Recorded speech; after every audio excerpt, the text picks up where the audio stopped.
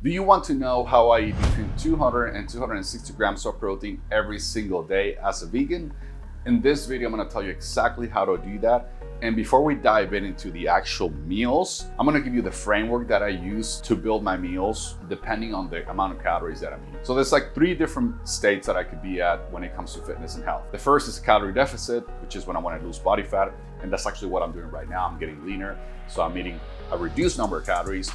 Then you can be at maintenance, which means that you're eating the same amount of calories you need to maintain your body weight. And then you can be in a caloric surplus, which means eating more calories than what you need. And typically when we're in a caloric surplus, it is to gain weight and to gain muscle mass. So the way I think about my meals varies a little bit depending on which phase I'm at. For example, on a fat loss phase, we're on a reduced number of calories and typically a high protein content. That means that we don't have a lot of room to maneuver because we cannot get crazy including all these delicious meals, because if we do that, then we're gonna go over calories. So in this case, I rely more on processed protein sources to be able to hit my high protein content without going over my calories. My favorite sources are tofu, seitan, and protein powder.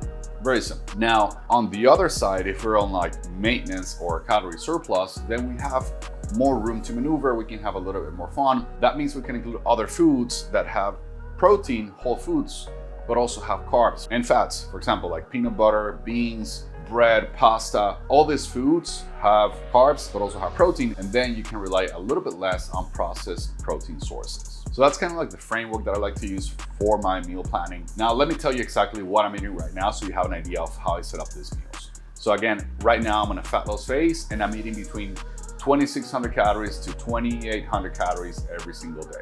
And I'm also eating around 240 to 250 grams of protein every single day. So my first meal is a protein pudding. The protein pudding consists of 50 grams of protein powder, 250 grams of strawberries, and 20 grams of peanut butter. And I'm gonna give you the recipe at the end. This meal gives me around 40 to 45 grams of protein, and that's counting both the protein powder and a little bit of protein that I get from the peanut butter as well. The reason I use strawberries as my carb source in this case is because strawberries have a lot of volume and have very little calories. If I were on a maintenance phase or a muscle gain phase, I would swap the strawberries for oatmeal, or maybe I would keep like half of the strawberries and add some oatmeal. That oatmeal would also include some protein, and I would reduce the amount of protein powder that I use for that specific meal.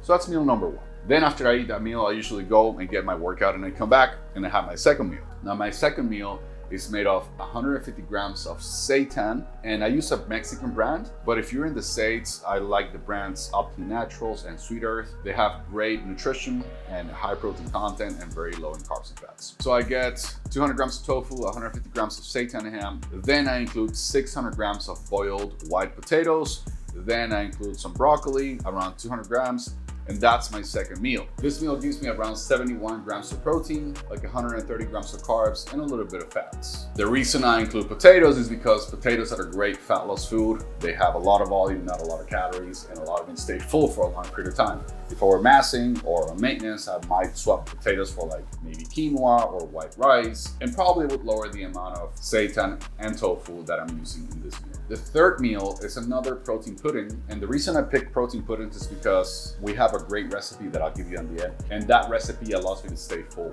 Now for the second protein pudding, I just eat the protein powder with the psyllium husk, water, and some almond butter. I don't include any carb sources in this meal because I want to save more calories for the evening. And I get similar protein amount from this meal, around 40 to 45 grams. And then my last meal, which I eat before bed, it's a very large meal. And the reason I keep most of the calories for the evening is because I tend to wake up in the middle of the night very hungry. And if I'm hungry, I cannot sleep. So if I wake up hungry, I gotta go to the kitchen and I gotta eat something in order to be able to fall back asleep. So if I eat a large meal before bed, I'm usually able to sleep throughout the night without waking up. And that's just better for fitness and for health. If you're able to sleep, then you're gonna wake up fresh, recovered, not as hungry, and it's generally better to sleep than not to sleep. So this strategy is key for me, eating more in the evening. And for this meal, I include sweet potatoes, 450 grams. I also include tofu and seitan, so around 150 grams of seitan, 200 grams of tofu. I also include spinach, around 200 grams of spinach. I include avocado, and I include olive oil. Why do I eat most of the fats in the evening? Because fats slow down your digestion. So if you eat fats, it takes longer for your body to digest the food, And this is great in the evening because you're gonna be sleeping 8 hours, 7 to 8 hours, and that way it'll take longer for my body to digest the food, and that allows me to feel fuller for a longer period of time. Again, I don't want to wake up in the middle of the night hungry and go to the kitchen and make a bad decision. So this is typically how I structure my meals right now on a calorie deficit and a fat loss phase. If I would be doing maintenance or massing, the meals would be slightly different. I would include more fats, more nut butters, more grains, and just more whole foods that would also come with a protein content, and I would reduce the amount of processed proteins that I'm eating. That's how I think about my meals. Hopefully this helps. If you have any questions about how to structure your meals, leave them in the comments. And I said I was going to give you the recipe, so if you check out right here, one of my coaches, his name is Will Brooks. He has a great protein pudding recipe. You can click here, go to his channel and check out the video, which is freaking delicious.